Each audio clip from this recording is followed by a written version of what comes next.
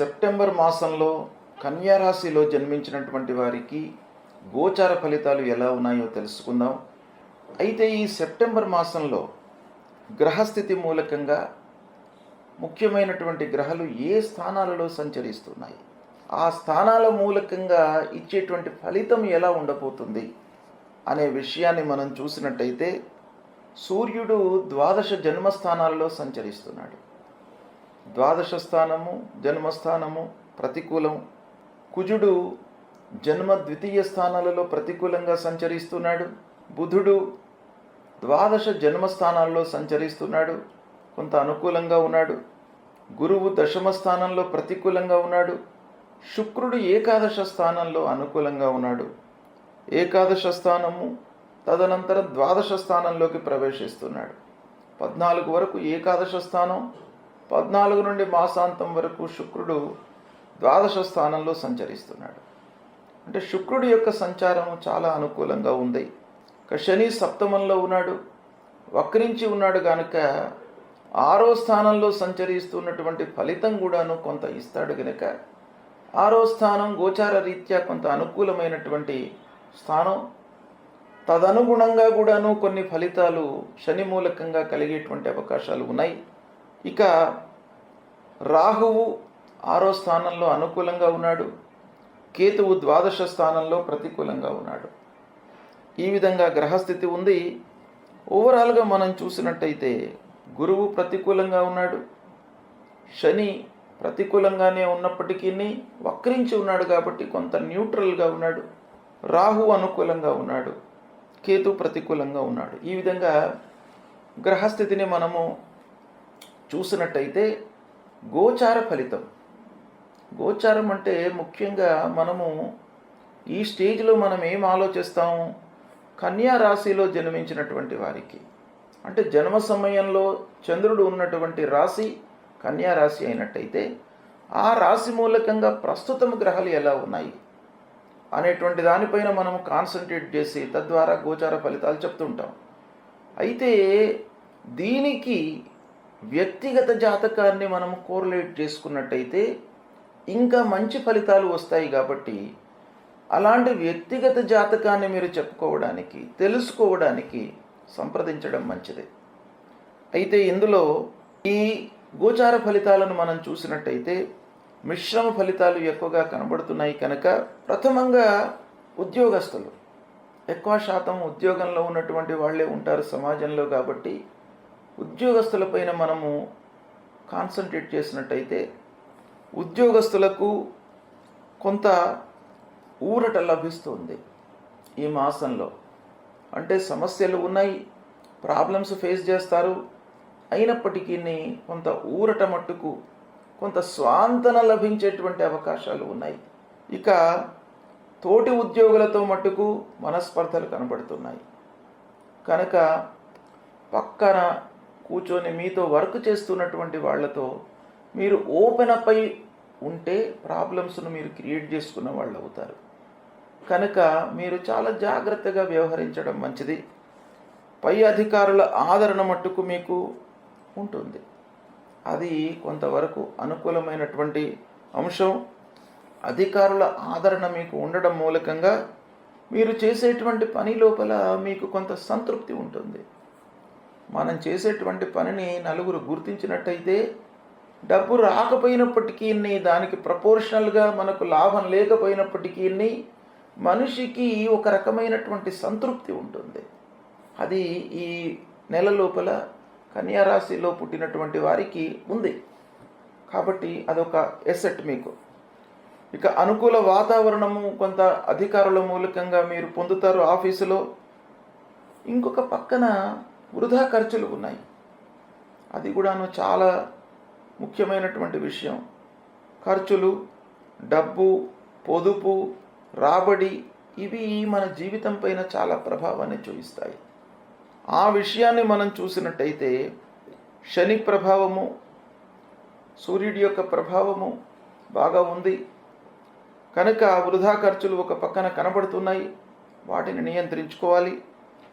అయితే ఇందులో కూడాను ఖర్చులు ఉన్నప్పటికీ ఒక పాజిటివ్ విషయం ఏం కనబడుతుంది అనంటే, అవసరానికి డబ్బులు మట్టుకు వస్తాయి. కొంత ఆలస్యమైనప్పటికీ అవసరానికి డబ్బులు వచ్చేటువంటి అవకాశాలు ఉన్నాయి కన్యా రాశి జాతకులకు. ఈ సెప్టెంబర్ మాసంలో ప్రారంభించినటువంటి పనులలో విఘ్నాలు, అనుకోని ఆటంకాలు తలెత్తే అవకాశాలు ఉన్నాయి. ఊహించిన దానికంటే కూడాను సమయము ఎక్కువగా తీసుకుంటారు పనులు పూర్తి చేయడం లోపల. అంతేకాకుండా అనవసరమైనటువంటి ఆలోచనలను పక్కన పెట్టి పనులపైన మనస్సు నిలపడము ఈ మాసంలో చాలా అవసరం. అంటే మీరు చేసేటువంటి పనులపైననే మనస్సు నిలపండి. అనవసరమైనటువంటి విషయాలపై మనస్సు పెట్టకుండా ఉండడం మంచిది. అంటే సాధారణంగా మనం ఏం చేస్తాము, అన్యమనస్కంగా పనులు చేస్తూ ఉంటాం. ఒక పని చేస్తూ ఉంటాం, వేరేది ఆలోచిస్తూ ఉంటాం. మానవ సహజం. ఎందుకంటే మనస్సు చంచలమైనటువంటిది కాబట్టి ఏకాగ్రతతో, కాన్సన్ట్రేషన్తో వర్క్ చేయడం అనేది చాలా గొప్ప విషయం. అందరి వలన అది సాధ్యం కాదు. అయితే ఈ సమయం లోపల మీకు ఏకాగ్రత, మనస్సు నిలపడం అనేటువంటిది కన్యా రాశి వారికి ఈ సెప్టెంబర్ మాసంలో అవసరము. ఇంటి వాతావరణం సానుకూలంగా ఉంటుంది. భార్యాపిల్లలతో సంతోషంగా ఉంటారు. కుటుంబ పెద్దల యొక్క సహాయ సహకారాలు మీకు బాగా అందుతాయి. పిల్లలకు కావలసినటువంటి పనులను చేసి పెడతారు.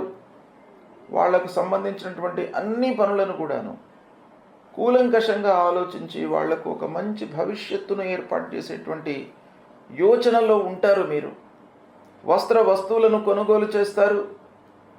ఇంటికి కావలసినటువంటి అన్ని పనులు చేసి పెడతారు. ఆభరణాలను కొనేటువంటి అవకాశాలు ఉన్నాయి. విలువైనటువంటి వస్తువులను కొంటారు. కళాకారులకు, సంగీత, సాహిత్య, సినిమా రంగంలో ఉన్నటువంటి వారికి, సాఫ్ట్వేర్ రంగంలో ఉన్నటువంటి వారికి, మీడియా రంగంలో ఉన్నటువంటి వారికి కొత్త అవకాశాలు వచ్చే సమయం ఈ నెల. కాబట్టి దాన్ని సద్వినియోగపరచుకోండి. ఇక రాజకీయ పరంగా కొంత ఇబ్బందులు ఉన్నాయి. రాజకీయ పనుల లోపల ఆలస్యం గోచరిస్తుంది. అయితే కోర్టు పనులు మట్టుకు మీకు సకాలంలో, అంటే అనుకూలమైనటువంటి తీర్పులు రావడం మూలకంగా కొంత సంతృప్తిని పొందేటువంటి అవకాశాలు ఉన్నాయి. ఈ విధంగా కొన్ని విషయాలలో మంచి ఫలితాలు, కొన్ని విషయాలలో ప్రతికూలమైనటువంటి ఫలితాలు గోచరిస్తున్నాయి. అయితే ఇందులో వ్యక్తిగత జాతకాన్ని కూడాను మీరు క్రోడీకరించి, అంటే అన్వయించుకొని ఈ గోచార ఫలితాలను చూసుకున్నట్టయితే మీకు ఇంకా ఎక్యురసీ అనేటువంటిది ఎక్కువ మోతాదులో ఉండే అవకాశాలు ఉంటాయి. కాబట్టి ఓవరాల్గా మనం చూసినట్టయితే గోచార ఫలితాలు సంతృప్తికరంగానే ఉన్నాయి. మిశ్రమంగా ఉన్నప్పటికీ సంతృప్తికరంగానే ఉన్నాయి. కనుక వీటిని చెప్పినటువంటి విశ్లేషణను మీరు ఉపయోగించుకొని కార్యాచరణ చేసినట్టయితే సత్ఫలితాలను, కార్య సాఫల్యాన్ని పొందుతారు. గ్రహస్థితి ప్రతికూలంగా ఉన్నప్పుడు మనము కొన్ని పరిహారాలను చేసుకోవడము చాలా మంచిది. ఈ పరిహారాలు అనంటే వ్యక్తిగతంగా కొన్ని మనం చేసుకోవడము, కొన్ని కార్యక్రమాలు, జపాలు, హోమాలు, తర్పణాలు ఇవి చేయడము రెండవ విధి. మొదటి కర్తవ్యము మనం చేసుకోవడం చాలా ముఖ్యమైనటువంటిది. రాశిపరంగా లేదా వ్యక్తిగత జాతకంలో గ్రహస్థితి ప్రతికూలంగా ఉన్నప్పుడు, ఏ గ్రహాలు ప్రతికూలంగా ఉన్నప్పుడు ఏం చేసుకోవాలి అనేటువంటి విషయాన్ని మీకు తెలియజేస్తాను.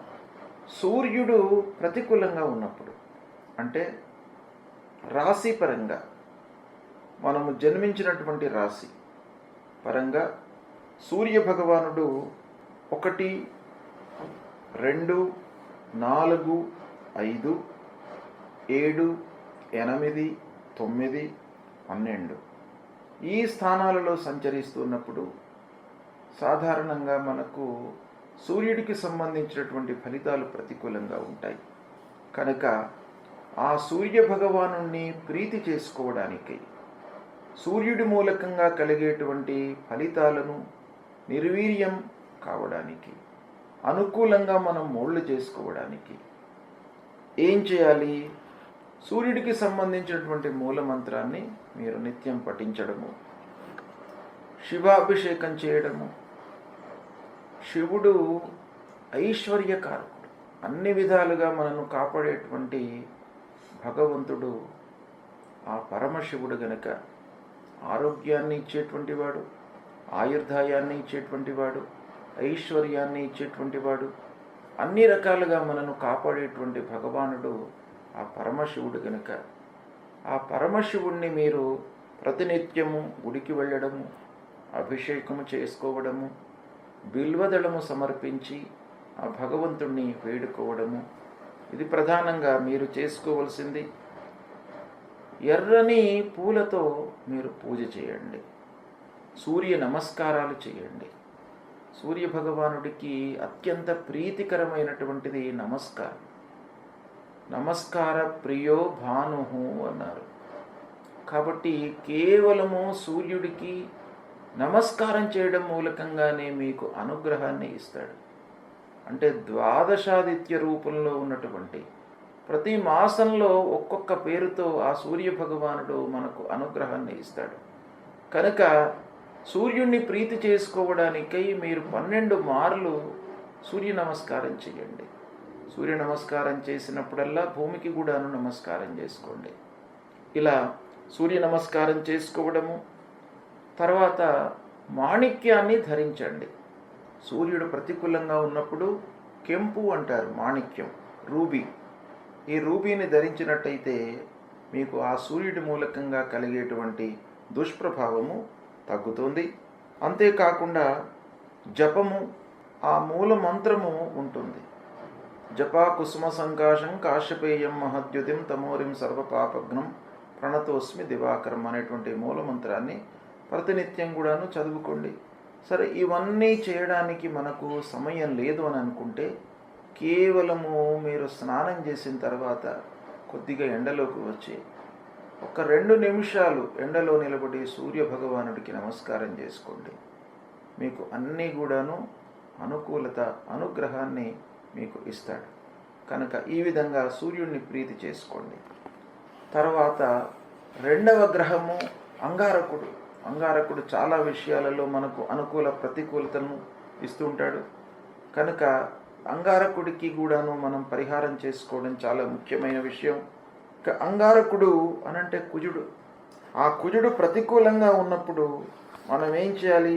ఏ స్థానాలలో ప్రతికూలతను ఇస్తాడు అనంటే 1, 2, 4, 5, 7, 8, 9, 12 స్థానాల్లో సంచరిస్తున్నప్పుడు ప్రతికూలమైనటువంటి ఫలితాలను ఇస్తాడు.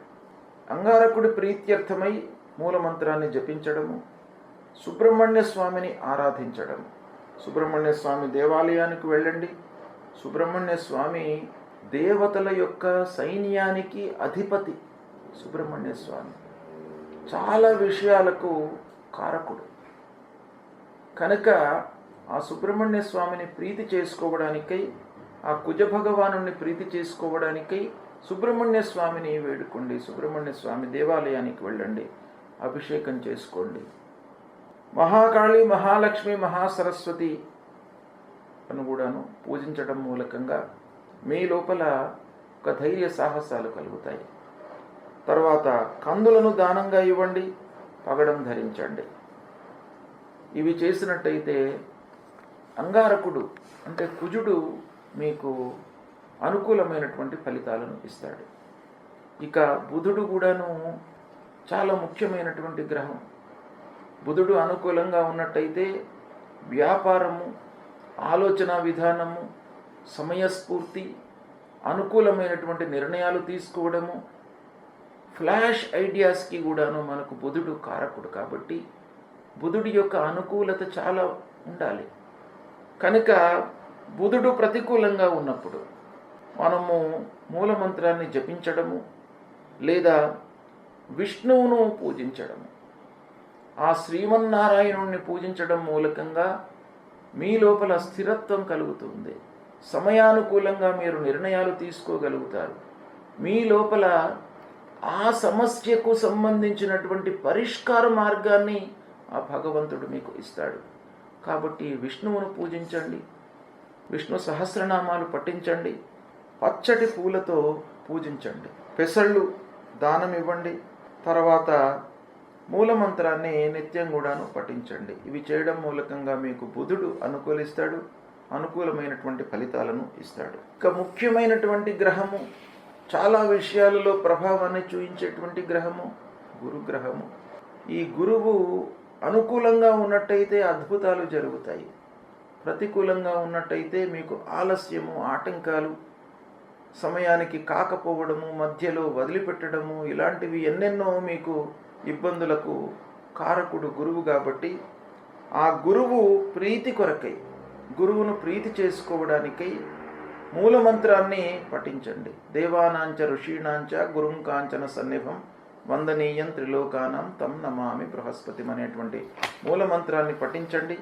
తర్వాత సద్గురువులను సందర్శించుకోండి, ఆధ్యాత్మికవేత్తలతో మాట్లాడండి, దైవిక కార్యక్రమాలలో పాల్గొనండి, సమాజానికి హితము చేసేటువంటి పనులను చేయండి. నలుగురికి దానం చేయడము, అన్నదానం చేయడము, వస్త్రదానం చేయడము, విద్యాదానం చేయడము, ఇలాంటివి మీరు చేసినట్టయితే ఆ గురువు ప్రీతి చెంది మీకు అనుగ్రహాన్ని కలిగిస్తాడు. దక్షిణామూర్తిని పూజించండి, దత్తాత్రేయ స్వామిని కొలవండి. పసుపువచ్చ వస్త్రంలో, పచ్చటి వస్త్రంలో శనిగలు ఉంచి దానమివ్వండి. కనక పుష్యరాగాన్ని ధరించండి. ఈ విధంగా చేసినట్టయితే గురు భగవానుడు ప్రీతి చెందుతాడు. ముఖ్యంగా గురువును ప్రీతి చేసుకోవడానికై సద్గురువులను సందర్శించడము, మాతాపితృవులను సేవించడము, ఇవి చాలా ముఖ్యమైనటువంటివి. తల్లిదండ్రులను మీరు సేవించండి, గురు భగవానుడి యొక్క అనుగ్రహం మీకు లభిస్తుంది. సద్గురువులను, ఆధ్యాత్మికవేత్తలను, సమాజం కొరకే వాళ్ళ జీవితాన్ని అంకితం చేసినటువంటి మహానుభావులు ఉంటారు, వాళ్ళను దర్శించుకోండి. వాళ్ళ మూలకంగా మీకు ఆ గురువు యొక్క అనుగ్రహం లభిస్తుంది. ఇక శుక్రుడు మనకు ఆనందాన్ని, సౌఖ్యాన్ని, కావలసినటువంటి వస్తువులను, వస్త్రాలను, ప్రశాంతతను ఇచ్చేటువంటి గ్రహము శుక్రగ్రహము. ఈ శుక్రగ్రహము మీకు ప్రతికూలంగా ఉన్నప్పుడు మూలమంత్రాన్ని జపించండి. పార్వతీదేవిని, లక్ష్మీ అమ్మవారిని కొలవండి. తెల్లటి పూలతో మీరు పూజించండి అమ్మవారిని. అమ్మవారు ప్రీతి చెంది మీకు కావలసినటువంటి అన్ని సదుపాయాలను కూడాను మీకు అనుగ్రహిస్తారు. తెల్లని వస్త్రము, తర్వాత బొబ్బర్లు, ఇవి దానంగా ఇవ్వండి. వజ్రాన్ని ధరించండి, మూలమంత్రాన్ని జపించండి. హేమకుంద మృళాలాభం దైత్యానాం పరమాం గురుం సర్వశాస్త్ర ప్రవక్తారం భార్గవం ప్రణమామ్యహం అనేటువంటి మూలమంత్రాన్ని ప్రతినిత్యం కూడాను చదువుకోండి. మీకు అనుగ్రహాన్ని పొందుతారు శుక్రుడి మూలకంగా. ఇక శనీశ్వరుడు చాలా విషయాలలో ప్రభావాన్ని చూపించేటువంటి గ్రహం. ఈ శని గ్రహము ఇండైరెక్ట్గా, డైరెక్ట్గా మనకు డబ్బుపై, ఆదాయంపై, ఖర్చుపై, మన శ్రమపై ప్రభావాన్ని చూపిస్తాడు. కాబట్టి ఈ శని ప్రతికూలంగా ఉన్నప్పుడు మూలమంత్రం తప్పకుండా మీరు జపించండి. నీలాంజన సమాభాసం రవిపుత్రం యమాగ్రజం ఛాయా మార్తాండ సంభూతం తం నమామి శనైశ్చరం.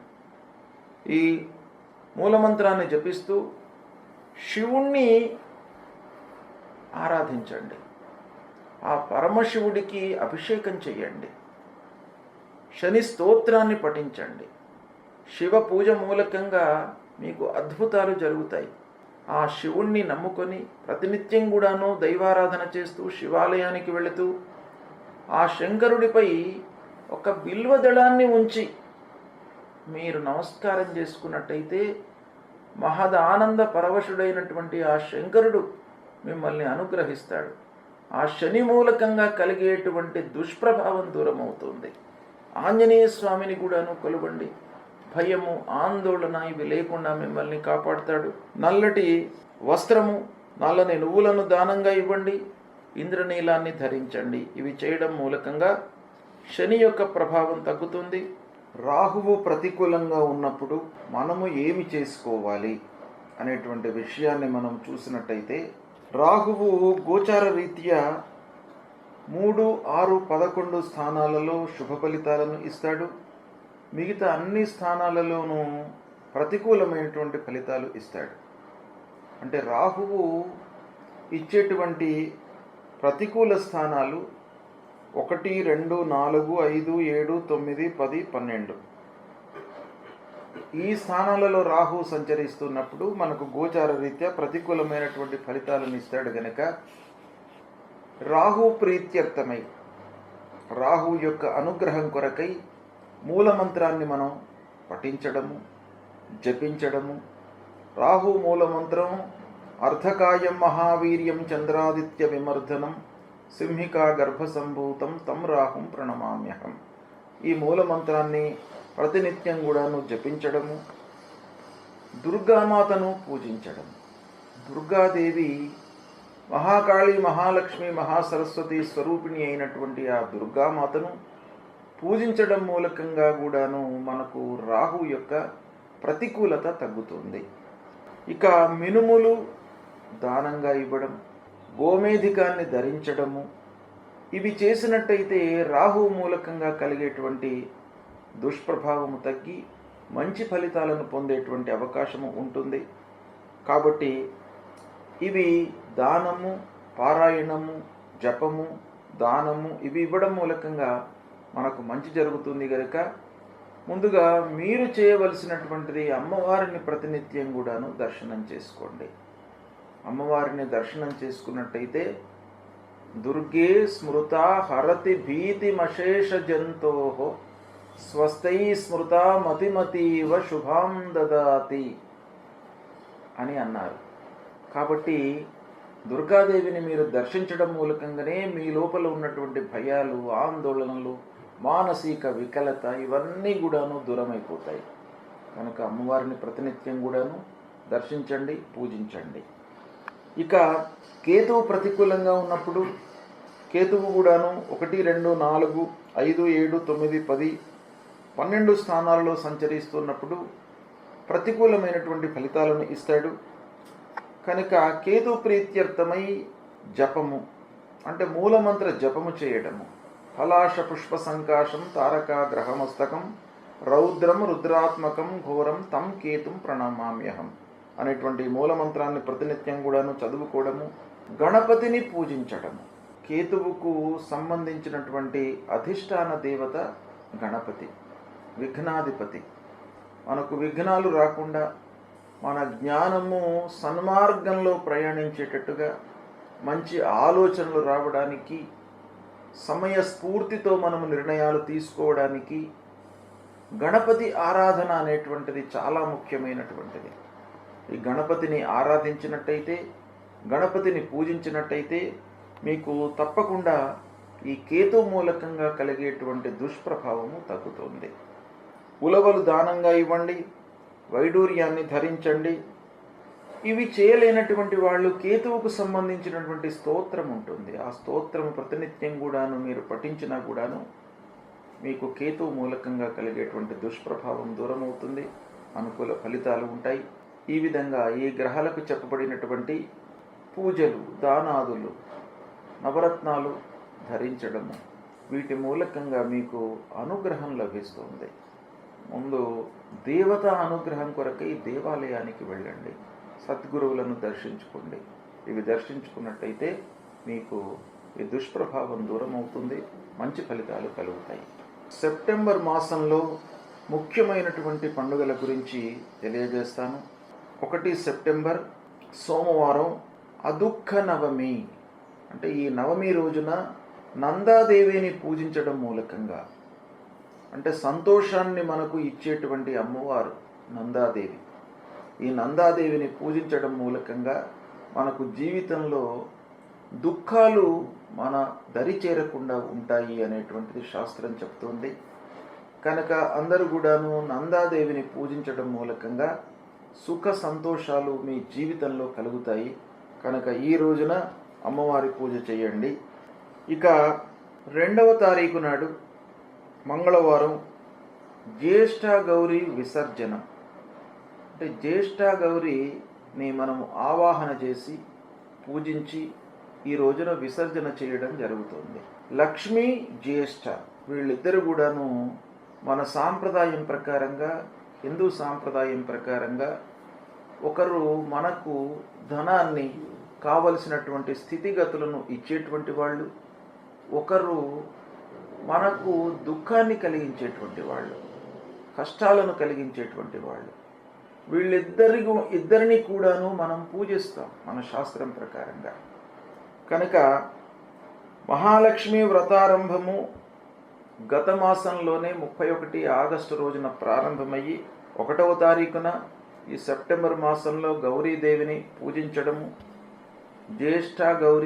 జ్యేష్ఠ రూపంలో ఉన్నటువంటి గౌరీదేవిని పూజించడము, 2వ తారీఖు నాడు ఆ గౌరీమాతను జ్యేష్ఠ రూపంలో ఉన్నటువంటి గౌరీమాతను పూజించి విసర్జించడం. ఇది ఈ 3 రోజుల కార్యక్రమం అన్నమాట. దీని మూలకంగా కూడాను మనకు అనర్థాలు జరగకుండా ఉంటాయి. లక్ష్మి రావడము, వచ్చినటువంటి లక్ష్మి మనకు స్థిరంగా ఉండడానికి ఇది ఈ పూజా విధానము, ఈ ఆరాధన ఉపయోగపడుతుంది. ఇక 3వ తారీఖు బుధవారం సర్వేషాం పరివర్తిని ఏకాదశి. ఈ ఏకాదశి చాతుర్మాస్యాల లోపల వస్తుంది. మనకు భాద్రపద మాసంలో వచ్చేటువంటి ఏకాదశి చాలా పరివర్తనను తీసుకువస్తుంది మన జీవితంలో. కనుకనే ఈ ఏకాదశికి పరివర్తన ఏకాదశి అని మనకు శాస్త్రంలో చెప్పబడి ఉంది. అంటే ఈ ఏకాదశి రోజున ఉపవాసం చేసి ద్వాదశి రోజున పారణ చేసినట్టయితే మనకు మన జీవితం లోపల పరివర్తన జరుగుతుంది.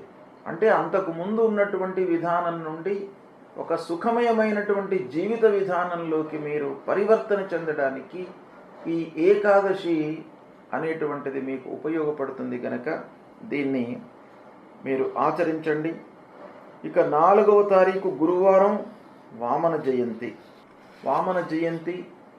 వామనుడు దశావతారాల లోపల అవతారం.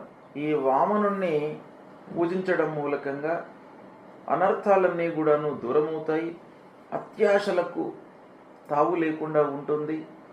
కాబట్టి ఈ వామనుణ్ణి మనము ఈ రోజున పూజిస్తాం. తర్వాత భువనేశ్వరి మాత యొక్క జయంతి కూడాను ఇదే రోజు అవుతుంది. ఆ భువనేశ్వరి మాత అనుగ్రహం మూలకంగా మనకు అన్ని రకాల సౌకర్యాలు, సుఖాలు జీవితంలో కలుగుతాయి. కనుక ఈ రోజున భువనేశ్వరి మాతను కూడాను పూజిస్తాం. ఇదే రోజు నుండి చాతుర్మాస్య దీక్షను పాటిస్తున్నటువంటి వాళ్ళు క్షీరాన్ని అంటే పాలను త్యజిస్తారు. ఈ రోజున దధి దానంగా ఇస్తారు, అంటే పెరుగు దానం చేసి క్షీరాన్ని వర్జిస్తారు. చాతుర్మాస్యాలలో ఒక్కొక్కటి వదిలిపెట్టి ఒకదాన్ని దానంగా ఇవ్వడం అనేటువంటిది మన శాస్త్రంలో ఉంది. ఇక 6వ తారీఖు శనివారం గణేష నిమజ్జనం. అనంత చతుర్దశి రోజున గణేశుణ్ణి మనము నిమజ్జనం చేయడము శాస్త్ర విహితంగా ఉంది. గత నెల 27వ తారీఖు నాడు వినాయక చవితి బుధవారం. ఆ రోజున వినాయకుణ్ణి మనం స్థాపన చేసి షోడశోపచార పూజలు చేసి నైవేద్యము ఉండ్రాళ్ళు సమర్పించి చంద్రోదయం వరకు చంద్రుణ్ణి మనము చూడకుండా, అంటే చంద్ర దర్శన నిషేధము మనకు వినాయక చవితి రోజున ఉంటుంది. రాత్రి 9 వరకు చంద్రుణ్ణి చూడకుండా ఉండాలి, దాని తర్వాత చూడవచ్చును. ఆ లోపల ఒకవేళ చంద్రుణ్ణి మనం చూసినట్టయితే అనవసరమైనటువంటి నిందలకు విమర్శలకు గురి అవుతారు అనేటువంటిది మనకు శాస్త్రం చెప్తుంది. ఆ రోజున మనము స్థాపన చేసినటువంటి వినాయకుడిని ప్రతినిత్యం కూడాను షోడశోపచార పూజ చేసి నైవేద్యము సమర్పించి ఆ గణపతి విఘ్నరాజు యొక్క అనుగ్రహాన్ని పొంది మళ్ళీ గణేశుణ్ణి 6వ తారీఖు శనివారం రోజున నిమజ్జనం చేయడం అనేటువంటిది మన శాస్త్రంలో ఉంది. ఇది ప్రధానంగా అనంత చతుర్దశి రోజున గణేష నిమజ్జనం అనేటువంటిది మనం జరుపుతాం. అదే రోజున అనంత పద్మనాభ స్వామిని పూజిస్తాం. అనంత పద్మనాభ స్వామి యొక్క వ్రతము ఆ రోజున ఆచరిస్తాం. ఇక 7వ తారీఖు నాడు ఆదివారము చంద్రగ్రహణము ఉంది. ఖగ్రాస చంద్రగ్రహణం. ఈ గ్రహణము రాత్రి 9:57 నుండి రాత్రి 1:27 వరకు ఉంది. ఇది సంపూర్ణ చంద్రగ్రహణము. ఈ గ్రహణము ఏ రాసులలో వస్తుంది, ఎవరు ఆచరించాలి, ఎవరు చూడకూడదు, ఎవరు చూడాలి, ఈ గ్రహణానికి సంబంధించినటువంటి విధి విధానాలను మీకు తర్వాత నేను వివరంగా తెలియజేస్తాను. ఇక 8వ తారీఖు సోమవారం రోజున మహాలయ పక్షారంభం. దీన్ని పితృపక్షాలు ప్రారంభము అని అంటారు. అంటే మనను పెంచి పెద్ద చేసి మనకు జీవితాన్ని జన్మను ప్రసాదించినటువంటి తల్లిదండ్రులకు వారిని ఉద్దేశించి వాళ్ళు జన్మ మనకు ఇవ్వడం మూలకంగా మనము ఈ స్థితిలో ఉన్నాం కనుక తల్లిదండ్రులు జీవించి ఉన్నంత వరకు వాళ్లకు సపర్యలు చేస్తూ దేహత్యాగం చేసిన తర్వాత వాళ్ళ విషయమై తర్పణాలు, పిండ ప్రదానాలు, దానాదులు ఇవన్నీ కూడాను చేయడము ఈ మహాలయ పక్షం లోపల మనకు శాస్త్రం చెప్పింది గనక మహాలయ పక్షారంభము 8వ తారీఖు సోమవారం నాడు ప్రారంభమవుతుంది. ఇక 10వ తారీఖు బుధవారం సంకష్టహర చతుర్థి. అన్ని కష్టాలను దూరం చేసేటువంటి ఆ మహాగణాధిపతికి ఈ రోజున ఉపవాసము ఉండి రాత్రి 8:14 నిమిషముల వరకు ఉపవాసాన్ని ఆచరించి తదనంతరము భోజనం చేయడం ద్వారా ఆ గణపతి సంతృప్తి చెంది మీకు కష్టాలు కలగకుండా చూస్తాడు, అనుగ్రహిస్తాడు. కనుక సంకష్టహర చతుర్థి వ్రతాన్ని ఆచరించండి. ఇక తరువాత మళ్ళీ ముఖ్యమైనటువంటి పండుగ 19వ తారీఖు శుక్రవారం మాస శివరాత్రి. ప్రతి మాసం లోపల కూడాను అమావాస్య కంటే ముందు పరమశివుడికి అత్యంత ప్రీతికరమైనటువంటి రోజు మహాశివరాత్రి. అందులో ప్రతి నెలకొక్కసారి వచ్చేటువంటిది మాస శివరాత్రి. ప్రతి మాసంలో అమావాస్య కంటే ముందు వస్తుంది కనుక మాస శివరాత్రి అన్నాం. మహాశివరాత్రి అనేది సంవత్సరానికి ఒక మారు వస్తుంది.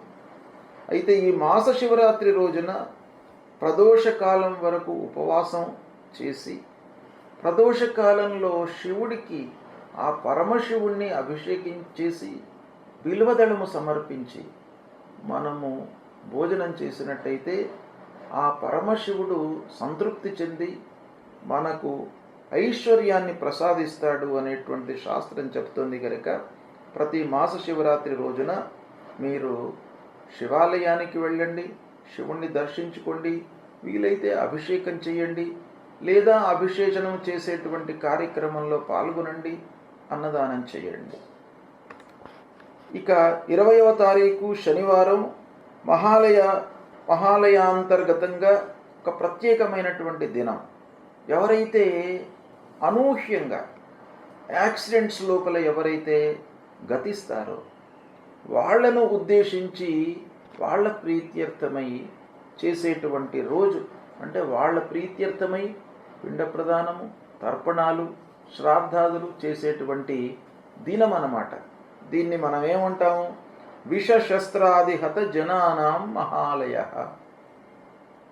అంటే విషము తీసుకోవడం మూలకంగా సూసైడ్ చేసుకున్నటువంటి వాళ్ళు, లేదా విష ప్రయోగం మూలకంగా గతించినటువంటి వాళ్ళు, శస్త్రాదులకు లోనై గతించినటువంటి వాళ్ళు, యాక్సిడెంట్స్ అయ్యి గతించినటువంటి వాళ్ళు, ఇలా ఊహించకుండా జన్మము అంటే ఆ పుట్టుక, ఆ జీవితము అర్ధాంతరంగా ఎప్పుడైతే ఉంటుందో అలాంటి వాళ్లకు ఈ రోజున మనం పిండ ప్రదానం చేయడం మూలకంగా వాళ్ళ మూలకంగా ఆ కుటుంబానికి హాని కలగకుండా వాళ్ళ యొక్క అనుగ్రహం లభిస్తుంది అని శాస్త్రం చెప్తుంది. ఇక 21వ తారీఖు ఆదివారం సర్వపితృ మహాలయ అమావాస్య. ఇది చాలా ముఖ్యమైనటువంటి దినం. మహాలయ అమావాస్య అంటాం. ప్రహతంలో మహాలయ అమావాస్య, సర్వపితృ మహాలయ అమావాస్య. అందరు పితృదేవతలకు మనము ఈ రోజున వాళ్లను ఉద్దేశించి వాళ్ళ పేర్లు ఉచ్చారణ చేసి తర్పణాలు చేయడము, పిండ ప్రదానాలు చేయడము, వాళ్ళ ప్రీత్యర్థమై అన్నదానాలు చేయడము, వస్త్రదానం చేయడము, వీటి మూలకంగా పితృదేవతలందరూ కూడాను సంతృప్తి చెంది మనను అనుగ్రహిస్తారు. ఆ అనుగ్రహం మూలకంగా వంశము వృద్ధి అవుతుంది. మళ్ళీ మన సంతానము కూడాను ఒక స్థితికి రావడానికి అవకాశము ఉంటుంది అనేటువంటిది శాస్త్రం చెప్తుంది. కాబట్టి సర్వ పితృ మహాలయ అమావాస్య తల్లిదండ్రులు గతించినటువంటి వాళ్ళు ఈ రోజున వాళ్ళ ప్రీత్యర్థమై తప్పకుండా చేసుకోవాలి. ఇక 22 సెప్టెంబర్ సోమవారం నవరాత్రులు ప్రారంభమవుతాయి. దసరా నవరాత్రులు. ఈ రోజున శారద అమ్మవారికి కలుష స్థాపనతో ఈ నవరాత్రులు ప్రారంభమవుతాయి. ఇక ఇందులో భాగంగా నవరాత్రిలో భాగంగా 30వ తారీఖు మంగళవారం దుర్గాష్టమి, మహాష్టమి, కాళికాష్టమి ఈ అమ్మవారికి మనం పూజలు చేసుకుంటాం. ఈ మహాష్టమి రోజున 1వ తారీఖు మళ్ళీ అక్టోబర్ వచ్చే మాసం 1వ తారీఖు నాడు మహర్నవమి, సరస్వతి పూజ, సువాసిని పూజ, ఆయుధ పూజ ఇవన్నీ కూడాను మహర్నవమి రోజున చేసుకుంటాం. ఇక 2వ తారీఖు విజయదశమి, వచ్చే అక్టోబర్ మాసంలో 2వ తారీఖు విజయదశమి దసరా పండుగ. ఈ రోజున అపరాజితాదేవి పూజ, తర్వాత సీమోల్లంఘనము అంటే ఉంటున్నటువంటి ఊరికి ఈశాన్య దిశలోకి వెళ్ళి అక్కడ శమీ వృక్షాన్ని పూజించడము, అపరాజితాదేవికి పూజించడము, నలుగురికి కలవడము, అందరి యొక్క పెద్దల అనుగ్రహము ఆశీర్వచనాలు తీసుకోవడం ఈ పండుగ రోజున మనకు శాస్త్రం చెప్పింది. ఇలా ఇవి ముఖ్యమైనటువంటి పండుగలు ఈ సెప్టెంబర్ మాసంలో ఉన్నాయి. వీటిని ఆచరించినట్టయితే మనకు పండుగలు ఏదో కాకతాళీయంగా చెప్పినటువంటివి కావు.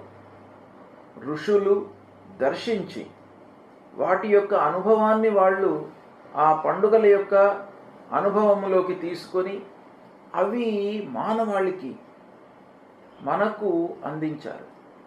అంటే మానవులందరూ కూడాను ఈ పండుగలు ఆచరించడం మూలకంగా ఒక సుఖమయమైనటువంటి జీవితాన్ని గడపాలి అనేటువంటి ఉద్దేశంతో వాళ్ళు దర్శించి మనకు సూచించినటువంటి పండుగలు. కాబట్టి ఆయా పండుగల లోపల శాస్త్రవిహితంగా ఏ దేవుడికి, ఏ అధిపతికి, ఎవరికి ఎలా చేయాలి అనేటువంటి విషయాన్ని తెలుసుకొని దాన్ని మీరు ఆచరించినట్టయితే మీకు ఉత్తమమైనటువంటి ఫలితాలు కలుగుతాయి. ఏ గ్రహాలు ఏ రాశులలో సంచరించినప్పటికీ, అష్టమ స్థానంలో ఉన్నప్పటికీ, ద్వాదశ స్థానంలో ఉన్నప్పటికీ, ఏ విధంగా ఉన్నప్పటికీ మీరు ఈ పండుగలను విధి విధానంగా ఆచరించి భగవంతుడి యొక్క అనుగ్రహాన్ని తీసుకొని పెద్దల యొక్క ఆశీర్వచనాన్ని పొందినట్టయితే మీకు అన్నీ కూడాను అనుకూలమైనటువంటి ఫలితాలే ఉంటాయి అని మన శాస్త్రం చెప్తుంది.